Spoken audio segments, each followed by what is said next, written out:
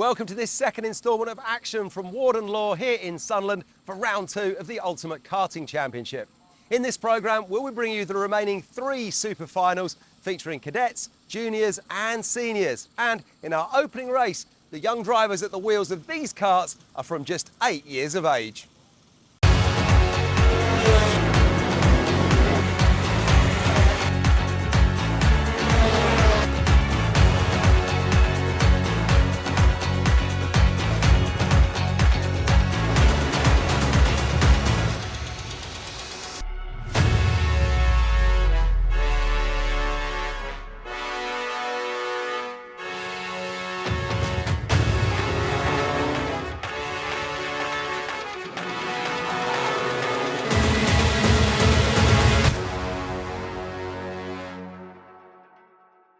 You might think that a kart is just an assembly of welded bars and simple components, but these things have been developed since 1959 into a highly tuned racing machine that takes skill and knowledge in order to get the best out of them when they're on track. A good driver can make a difference, but without a good mechanic to interpret that driver feedback and what they see from how the kart is handling when it's out on the circuit, well, without that, that driver could be handicapped. Earlier on, I caught up with one mechanic who knows exactly what you have to do to tune one of these things to win.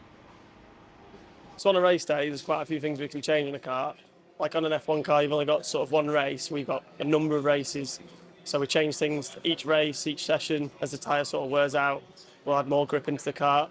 Obviously we can change like axles, rear hubs, things like that, which then obviously generate more grip or less grip, depending on what we want to sort of achieve and depending on obviously what the track's doing from session to session. So as far as axles concerned, there's a number of axles we can use. There's soft, medium, hard, there's short axles, long axles.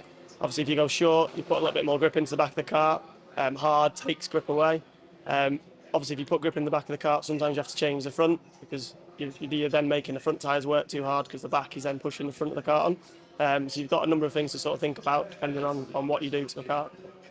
One is the torsion bars. We have flat bars, round bars, different thicknesses of round bar, which all alter the way the kart handles.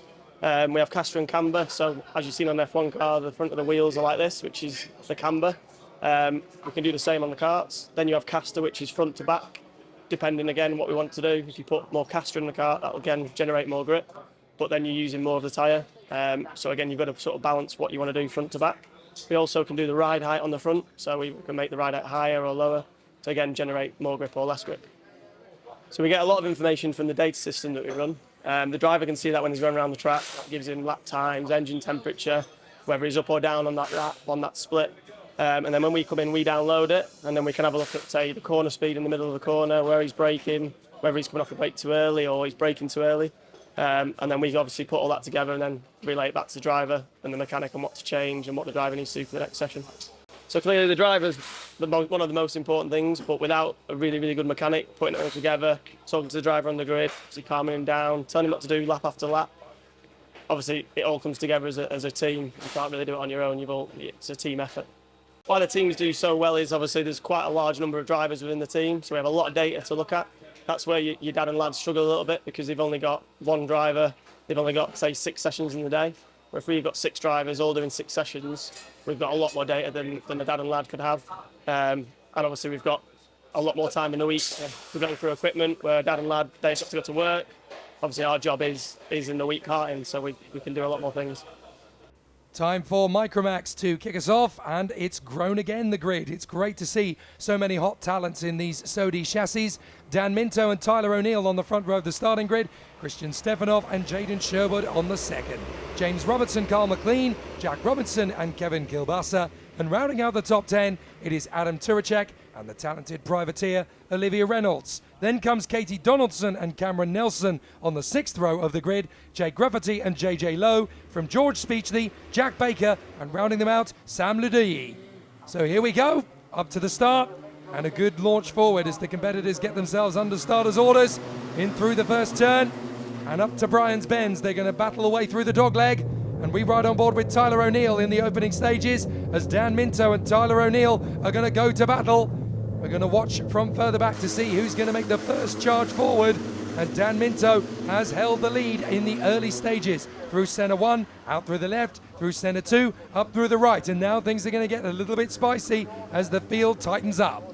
James Roberts went through the line at round 1 first, but then got that penalty, which dropped him down a second, but he did retain the championship lead. We're on board here with Tyler O'Neill, Jaden Sherwood up the inside, and again, great 360-degree camera action from the 360 Insta camera.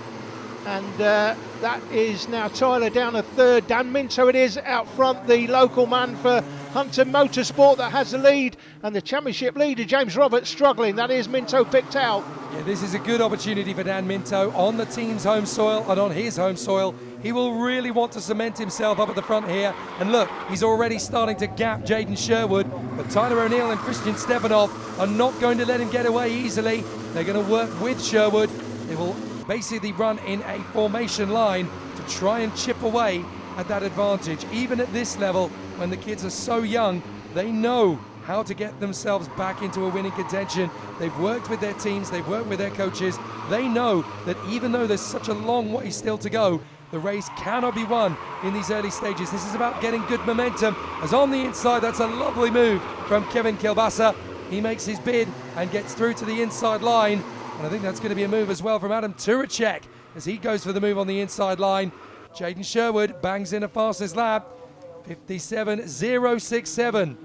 So there is the vice champion from last year. James Roberts is up the inside. That was a nice bid from Turacek to get past Jack Robinson, but he couldn't quite make the move there. Top 4 still pushing away from the rest of the charging pack, but 5th down to 9th. Roberts, Kilbasa, McLean, Robinson, Turacek, all very evenly matched, as Katie Donaldson is leading the charge to close up on them. And this is a very tight-knit battle. We got here from 5th place down to 9th. Goodness me, very close and even as they continue to charge forward. And look, even in the back of the field, you've got Ladie and Speechley going wheel to wheel. Awesome to see battles all the way down the field. Here comes Kilbasa, lines up Roberts, but he's going to get wide. And he manages to catch it. That was well saved by Kevin Kilbasa, riding the limit of giving away a position as he gains it. But you've got McLean lining up. He wants designs on 6th position. James Roberts, championship leader, struggling today, Jake, and down another place. That's Christian Stefanov picked out. He's the man chasing the man on the onboard camera. Kilbasa had to defend again from Roberts on the inside line there. So a big tussle. But we've got Nelson, Lowe and Gruffety. Those 3 are battling away with 12th place. Oh, mistake. McLean got 2 wheels on the grass, and that has cost him at least 3 positions. I think Donaldson managed to get through there. I'm not sure if Reynolds did as well. Well, she certainly has now. Up on the inside, and you've got to feel for Carl McLean there. So easy to run deep up at the dog leg. You carry a lot of speed through that right-hander, and I'm afraid Carl McLean now falls in behind the Argenti Motorsport machine of Olivia Reynolds, and that now puts him in 11th position. He's got a lot of work to make up again. There is the 7, that's Jake Gruffety, trying to hunt down Cameron Nelson. Great racing everywhere you look in this field, and it's growing in stature now. You look at how fast Minto and Sherwood have managed to pull clear of Tyler O'Neill and Christian Stefanov. They've suddenly just dropped them. They have plummeted like a stone to 2.6 seconds back, and now this is a 2-man brawl essentially for 3rd position. Minto's got a second on Sherwood. With about 6 minutes to go, Minto could run away and hide here. This could be Tyler O'Neill leading the championship the way things stand. Just trying to mentally calculate the points, but Daniel Minto doing himself a lot of favours here, Jake. I know he was the driver you picked out at the beginning of the season, before the season got underway, as we have a look at the battle for 5th. He was the driver you picked out as a potential champion this season, and didn't have the best of rounds at round 1, but having a great day this afternoon on home turf, of course. That always counts. You've got to make these opportunities, these advantages come to you. Check out this brilliant battle. Kilbasa and Roberts have been swapping positions like Billy over the last couple of laps, but now Roberts has got to try and keep Robertson behind him. No chance! Oh my goodness! What a duel between those two. Absolutely leaning on the limit. Neither of them prepared to give best. Roberts had the line on the outside. Robertson had it nice and neat on the inside, and neither one of them was going to yield. That was incredible between the two. And Roberts here trying to hold on to the position. He's losing time on the driver in front of him, defending the position, and he's trying to defend his championship lead effectively, but I don't think he's going to do that. He won't be going out of this round as a championship leader, that's for sure. But what a great battle this is. Kielbasa seems to have lost some positions, so he's now behind Roberts and Robinson as they continue their duel for 5th position. Race battle continues on in earnest. They come off the turn, back down the home stretch, side by side. This is going to get pretty spicy now. Robertson surely could do it on Roberts, but again, Roberts holds him around the outside. Just incredible convictions from Roberts. He hasn't got driving gloves on, he's got boxing gloves. Come and have a go if you think you're hard enough. Look at this, you've got 8 drivers in this midfield battle here. Roberts desperately trying to hold on to 5th place, but they're queuing up behind him. This is going all the way back to Jack Baker now in about 15th place. This is an absolute rout, and James Roberts is running out of time to hold on to his position.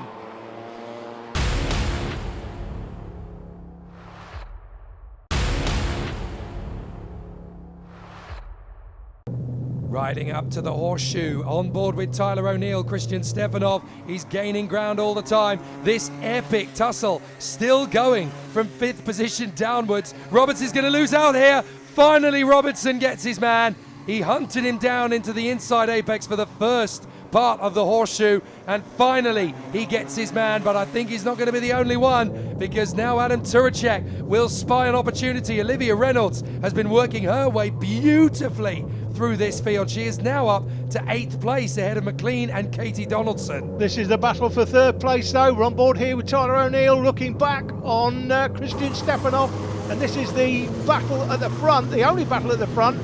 Minto is well clear of Sherwood now, some almost 2 seconds, and Tyler O'Neill 4.6 seconds back of the leader with Stefanov just behind. Then comes this battle for 5th place. Great battle. Do you know, it's really hard not to be impressed with Olivia Reynolds. She is a novice in this category, don't forget, and she's up to 8th now. There goes the move from Turacek, and the door's left open. Beautiful from Olivia Reynolds. She absolutely storms in the inside.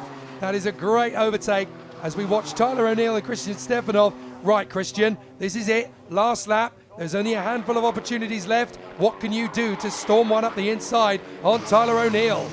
Daniel Minto out front has the lead, and he also has the fastest lap, so he's going to be taking a full scoop of points this weekend. But this is the battle for the podium. And there's only one spot on the podium to fight for, because Sherwood is 2.5 seconds off the road. These guys are just fighting because they can. It's a wonderful run to the finish for those guys. But now it looks to me as though Tyler O'Neill has done enough just to give himself the tiniest bit of gap between himself and Christian Stefanov. But Dan Minto can take a bow. This is a brilliant moment, a coming of age moment for Dan Minto. He romps to the victory, checks out from Jaden Sherwood.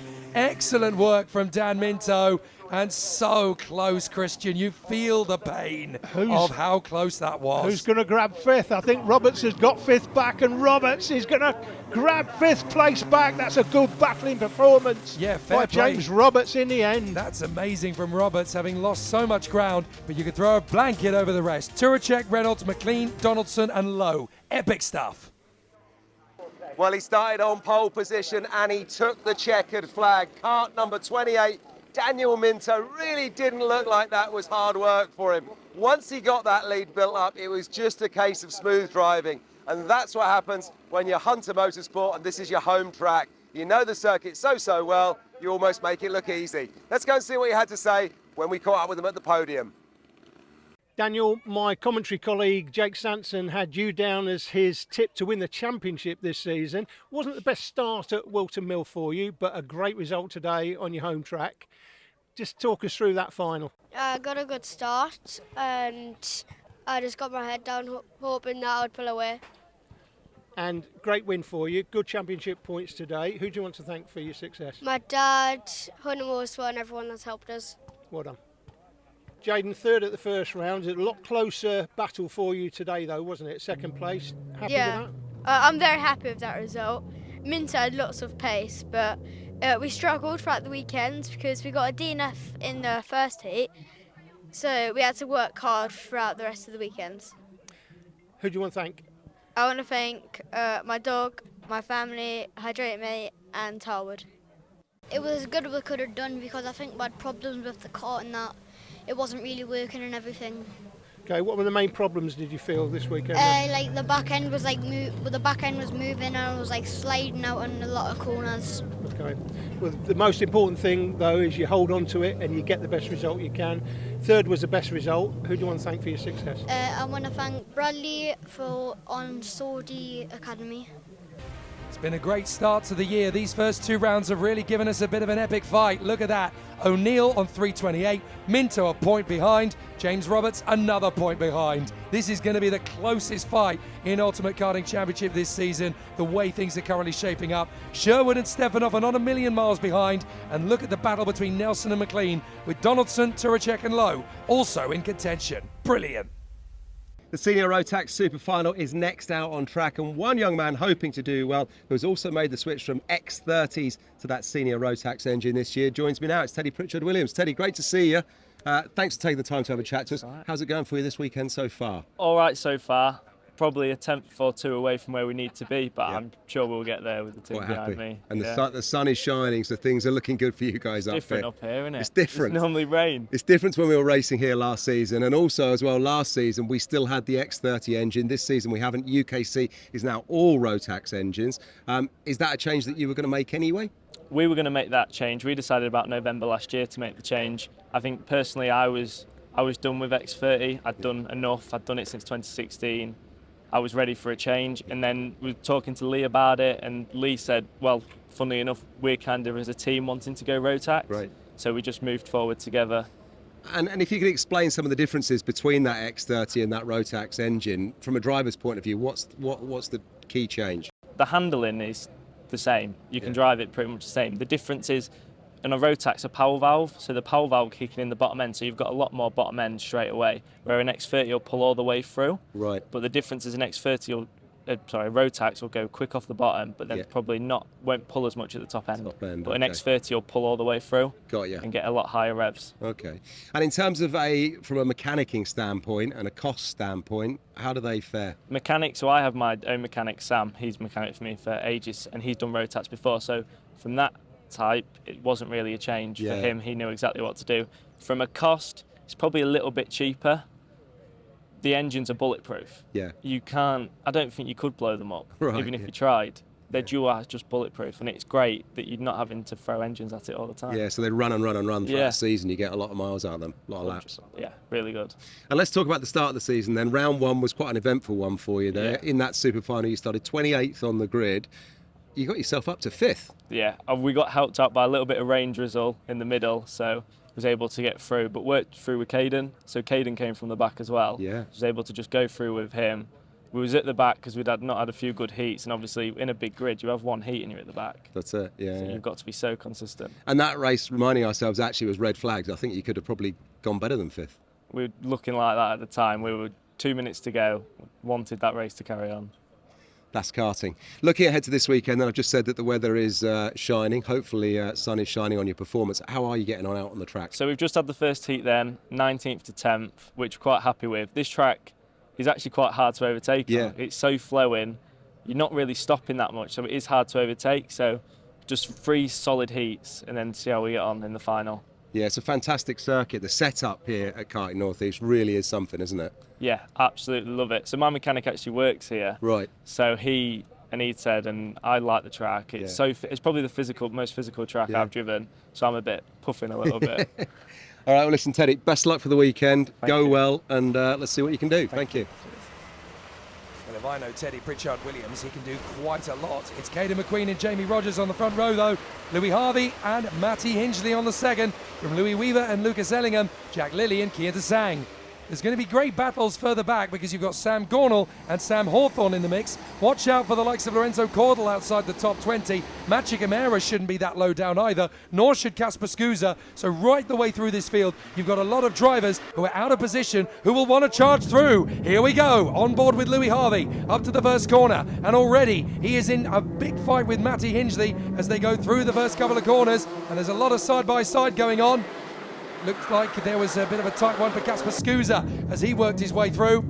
Back on board with Harvey, and that is Caden McQueen fighting for the lead with Jamie Rogers, and he gets through. That was a very nice manoeuvre from Caden McQueen. He really knows how to pick his moments on the opening lap, and he's managed to get himself into first position. So Caden McQueen out in front.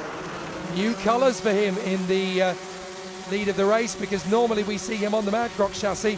Not this time. He is out there having a fantastic battle in the lead, but it's very different for Caden McQueen because he's now on the Zip car with Mad Croc. So very different times for Caden McQueen as he charges his way forward. But now Rogers gets a little bit wide in the final bend. Louis Harvey hoping to steal the position, but Matty Hingley is storming up the inside instead. Can he hold on? Louis Harvey very defensive on the way up to Brian's Bends, and as they come through the dog leg, unfortunately Matty Hingley is held up. So Ellingham now going to try and get his move on the inside, and a spin. Oh dear. Now was that Ellingham or was that Louis Weaver? It was very hard to see from the drone, but I think that might have been Lucas Ellingham. Yeah, I think it was Lucas Ellingham. The one man on the move is Sam Gornall, championship leader after round one, started P12. In this final, he'd have been disappointed with that. He was up 4 places as they went through the line at the end of the first lap. Yeah, Lucas Ellingham has gone from the fray, so that is unfortunate. What a shame. He really does seem to get the raw end of the stick far too often, Lucas Ellingham. If you snapped his kart in half, it would have bad luck written through it like Blackpool Rock. A little later on into the race, and you can see that Louis Harvey's now under pressure from Tom Wood. Tom Wood is trying to get his way through. This is not going to be particularly easy to make his way through either, because once Louis Harvey is on the defensive, he's actually on the offensive. He gets through on Sam Gornall, and Gornall loses ground. Look at the train that's building up in the middle of the gaggle. And Sam Gornall obviously up to, well, he's up to 4th place when he went through the line last time, so started P12, already up to 4th for the championship leader after round 1, so he's on the move forward and just gone back one. Well, look at the lead that has been built up by Caden McQueen. He's gone. He's absolutely ancient history for the rest of these guys. He's romping it out in the lead, but Rogers is under severe pressure here from Louis Weaver, and then the chasing pack behind. Gornall has lost quite a bit of ground now. That looks to me like he's down to about, what is it, 8th? It is indeed, because Watts is ahead, then Harvey, Wood and Tassang. They've all got through. Pritchard Williams is now the next one to try and get past him. And then you've got Rippin, Hingley, a little bit of a gap back to Hawthorne and Caudle. But Brandon Klein, Nagelvoort and Tristan Rennie are lining up with Jack Lilly. This is such a plethora of talent. Look at it. You've got 10 of them in a line, all wanting second place. Absolutely astonishing. Watts is going to squeeze in. That is the narrowest gap in history to get through on Louis Weaver, and he stuck it in. Jamie Rogers is acting like a cork in the bottle at the moment. On board here with Louis Harvey, looking back on Tom Wood. Oh, I tell you what, there's a little bit of pushing and shoving going on. A massive amount of places lost for Louis Harvey. He's now got to try and find some way of getting it back again, but he's got to gather it all up first. This is tough stuff.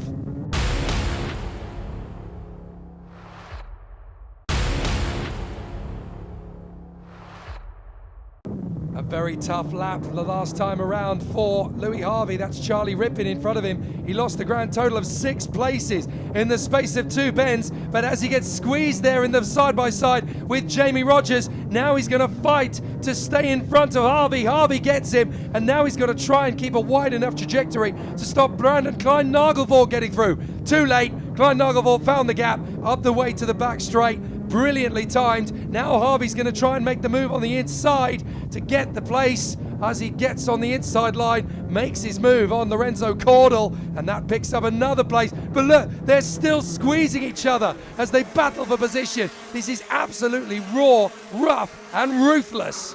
And whatever problems Jamie Rogers had, as you can see later in the race, he's dropping down the field in a hurry. Rogers is out of the race, Jake. Started P2 and gone.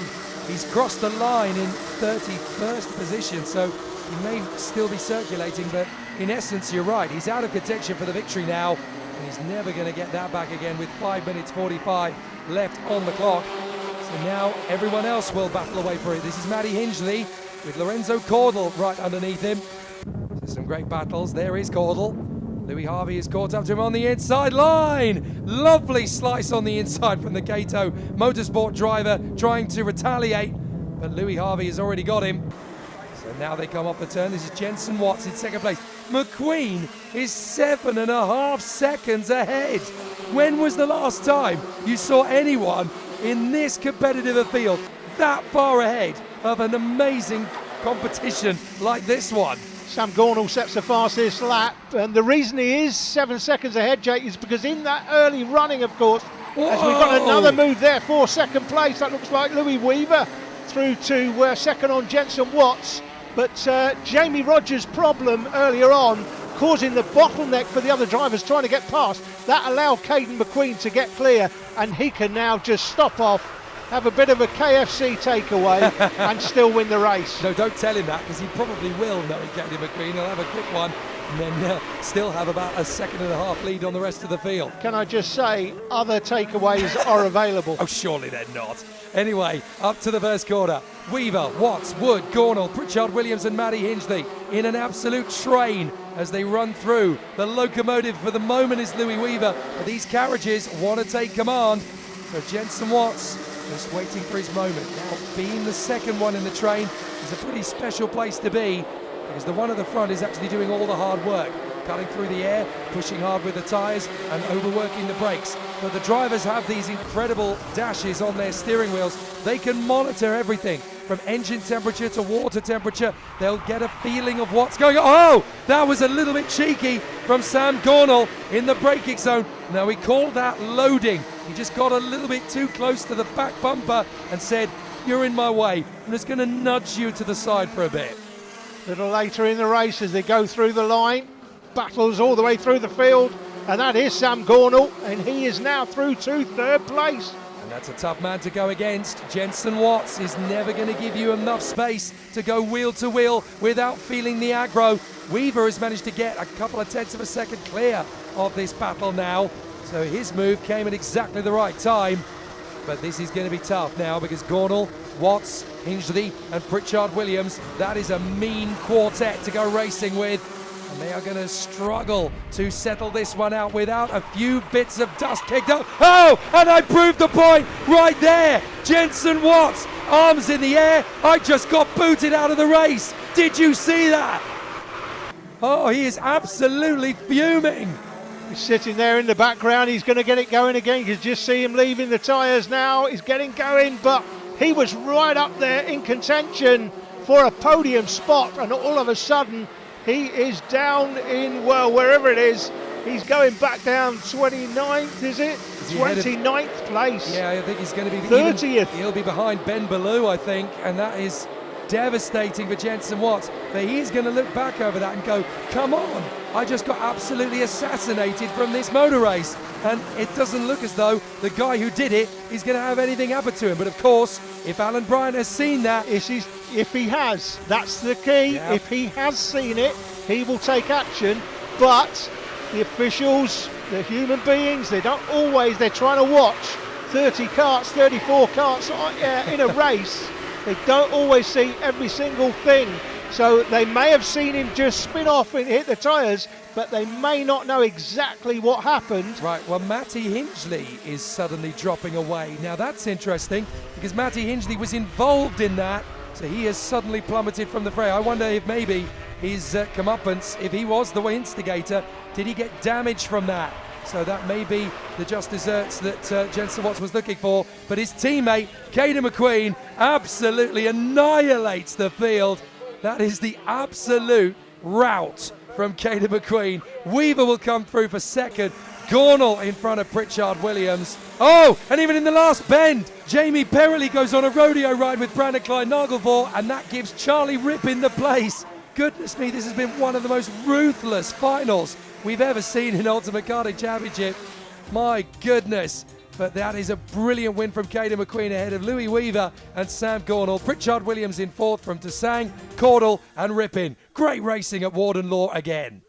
Well, how about that for a senior Rotax drive? Caden McQueen with an absolutely incredible victory there, taking the win by some 8 seconds. What's remarkable is he started on pole and he'd lost the lead coming into the first corner to Jamie Rogers. Well, by the end of that first lap, he'd retaken the lead back and then just started to extend his way. Rogers behind him seemed to have a problem with his car. The rest of the field backed up. Ultimately, Rogers retired, but in the meantime, well, Caden was just off and away down the road. Loving that zip kart chassis. taking the win for crop promotion. Let's go and see what he had to say at the podium.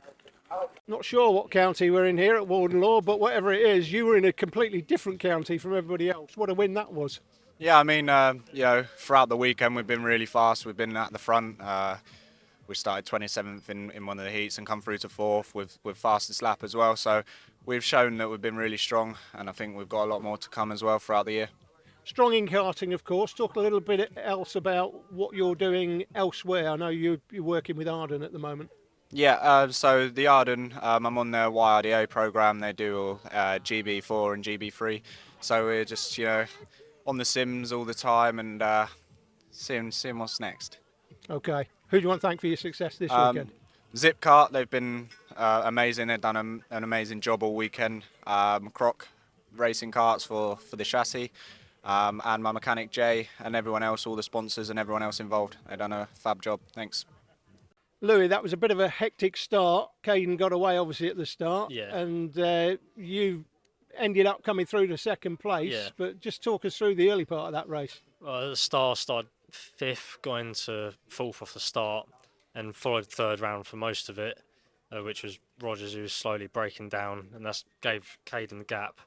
And then I got overtaken, dropped back into 4th, followed 3rd, and then Rogers slowly pulled off, slowly got into 3rd, and then made the move for 2nd, and then drove away a bit, and then just kept the gap to the end, really. Who do you want to thank? I'd like to thank GMS Motorsport for all their help and support and everything they do for me, and GMS Racing Engines for the good motors. It really helps out. That battling at the start, that helped you? Yeah, it did, because as they were backing up, I just sent it around the outside, got like 4 or 5 people, and then just got into 3rd and stayed there for the second half of the race. Who do you want to thank for your success? I just want to thank Coles Racing, my mum, my dad, my mechanic Alex, and my sponsors Pete Marquis and Oaks Koi Farm. A brilliant fight from Sam Gornall to go from B12 to B3. That means he retains his championship lead, but only by 3 points to Louis Harvey, who did so well in the heats that even though he dropped back in the final, he is still very much a contender. And with Jamie Rogers, he DNF'd and is still in 3rd position. That dominant race from Caden McQueen puts him into contention, and Sam Hawthorne, Louis Weaver, Lucas Ellingham and Lorenzo Cordell are not far away. The Junior Rotax Super Final is up next, and one young driver who would have expected better than his result of 29th at the opening round is Gustav Yusukovs. I spoke to Gustav earlier, who's part of the local Hunter Motorsport team, and asked him what happened at that opening round and what are his hopes for this one. So Gustav, great to see you here this weekend at Warden Law. Cast your mind back to Wilton Mill though in that Super Final. Things didn't quite work out for you. Yeah, I was just having issues with the engine in the final. And then I was involved in an incident, and then after the red flag restart, the issues just got worse, and I couldn't finish. So. Yeah, mechanical spoiling otherwise what would have been an okay weekend. Yeah, it was going pretty good until the final. I was about 8th, 7th starting, so yeah. But excitingly this weekend here at Warden Law, you've just back in from your first heat, and things are looking up. Yeah, from 21 to 5th, I think that was really good. Yeah. I think just in the next heats, we just need to keep that same momentum and then push forward. Yeah, brilliant stuff. It's your 2nd season with Hunter Motorsport. Last year was your debut season in the Junior Rotax, and it went brilliantly for you. You just missed out on the podium, finished 4th overall come the end of the season. You picked up an award at the end of season awards too, though. Tell us about that. It was a great experience, because I didn't think I'd be ever that far up. I just thought I'd maybe top 10, maybe. But 4th is really good. I think that was great. It was better than really good, sir. What are your hopes then for this weekend? You're back with Hunter Motorsport. It's now your 2nd season in Junior Rotax. What are you looking to do this year? Definitely want to get higher up. And we're probably going for a top 5, top 3 finish today. Yeah. So I think it'll be good. I'm sure. Give us a word about the circuit here at Warden Law. You've obviously just done well in your first heat from 21st all the way up to 5th, I think you said. What's the key to doing well around the track here? Just need to go into every corner, push as hard as you can, brake really hard, and just keep it as smooth as you can. It's a very flowing track. So. Yeah. And who have you got supporting you this weekend? The usual crew? Yeah, my family, the whole team, and just my grandparents back in Latvia and all them. I know your grandparents watch all the time, don't they? They're watching, following on your social media, following the results. They're a big part of your fan base. Yeah, they're a big fan. They're always watching everything. Well, Gustav, best of luck for the weekend. I wish you well. Thank you. Well, after retiring at Wilton Mill, he's back to his best here at Warden Law. He's alongside Ethan Simmons on the front row, Ted Bradbury and Gabriel Stilt, then Ewan Charman and Lewis Bird, Charlie Hart and Angus Scrivener from Pearson Bullock Carter and Ollie Stevens. Watch out for Alfie Briggs and Archie Clark. They're going to be fighting through with Addy Kulkarni and Gabe Fairbrother. Watch out for Gracie Mitchell as well. She's been making massive progress. We've also got the likes of Leo Purchase and Reza Sivaruthan, who's making steady progress. He's alongside Stephen Duncan on the field, right the way down to the likes of Harry Maynard, Finn Smith, Ben Cook and Jay Smith. Lots of great talent in this field. Ready? Let's do it. Up to the first corner and a cracking start as the drivers get away. Ethan Simmons is going to try and hold this from Uzakov as they go through. Helmet cam as we go wheel-to-wheel battles. Right in behind Gabriel Still. This is how much adrenaline is pumping through the drivers' veins as they race for position. On board with Alfie Briggs. As they battle for two karts going off. And that means that now Alfie Briggs has made up a couple of positions and he tucks up in front of Gabe Fairbrother, dicing his way through centre two. That little bit of footage there is exactly what the 360-degree camera was designed for. It really gives you that brutal feeling of intensity. A little bit of a run wide from the race leader Simmons. And Bradbury almost gets through. Stilp on the curb into the second position. Lovely bid from Gabriel Stilp. Dances on the inside apex, moves into second place, and now we really have got game on at Warden Law. Simmons your leader, still there Bradbury on the inside, and now it looks like Fairbrother's going to go for the move on Briggs. Brilliant stuff.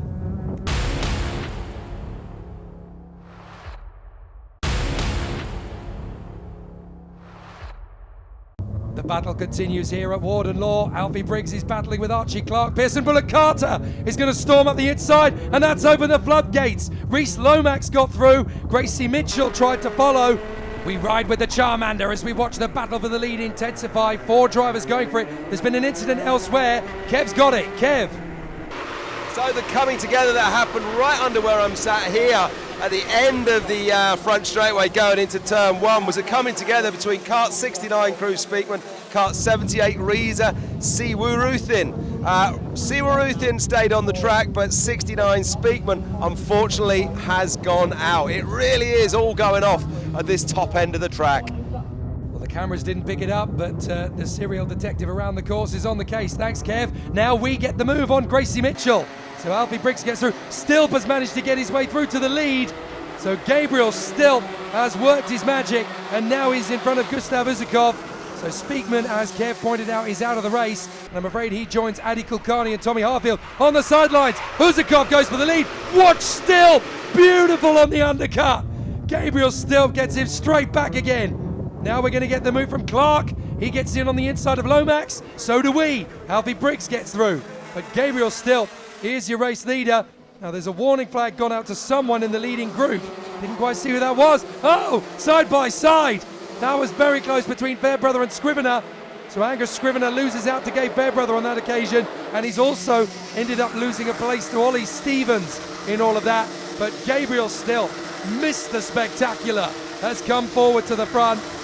Fastest lap by Stephen Duncan. The 360 camera on Alfie Briggs here. Briggs went through the line in 13th place. He's making places and losing places, Jake, but the one thing he's guaranteeing himself, Stu Stratton may be looking for his kart to put the camera on next time, because he is delivering action and delivers it once more. Yes, indeed, he gets Clark. Lomax goes with him. Gracie Mitchell as well. So excellent racing in the gaggle. And they continue this fantastic run. Stilp is your leader. Uzakov second. Simmons is third. The Charmander in fourth from Bradbury and Charlie Hart. Excellent dueling at the moment. But Gabriel Stilp, he's out in front. Pearson Bullock Carter storms on the inside there of Archie Clark. Gets the overtaking move. Now Stephen Duncan is going to want to get through. He's got pressure on his own because Finley Watson and Joe Rippin are starting to line up. Uzakov's bangs in the fastest lap, trying to close up on Gabriel Stilp. There is battles everywhere you look around this course, as there goes Stephen Duncan. Storms in on Archie Clark. No, you don't, says the Gato Motorsport driver. Storms back, thank you very much. No cheap overtaking moves today. Excellent racing everywhere you look. He's coming another go. Squeaks in on the inside. Clark, oh, Duncan gets spat out. He just tried too much there on the inside of Clark. Clark recovers, but all his hard work is undone. Let's have another look at it. You can see how close Stephen Duncan gets. Look, he's nudged him on the way in. He's created the gap with a little bit of a force of a manoeuvre, and then he tightens across. There's nowhere for Clark to go, so Duncan just bounces off him. Yeah, that was unfortunate, but when you don't allow the driver on the inside... Oh, two more. Sorry, that's Maynard and Smith. Harry Maynard and Finn Smith have come together, Alan. Yeah, Finn Smith. And oh, it's Joe Rippin. They're all dropping out. MLC is OUT. My goodness, it's getting pretty crazy out there at Warden Law. Ewan Sharman set the fastest lap, Jake. We're on board again with Alfie Briggs. That's Angus Scrivener alongside. That is about as close as it gets to the limit. Oh, and Scrivener goes right off the road with Lomax. They skate right off, come back on in front of Briggs. Oh my goodness. He came very close there to impact. Gracie Mitchell watched it all unfold as well. And now Mitchell will dive on the inside of Briggs. Not phased at all. Diving through comes Pearson and Carter. Wow!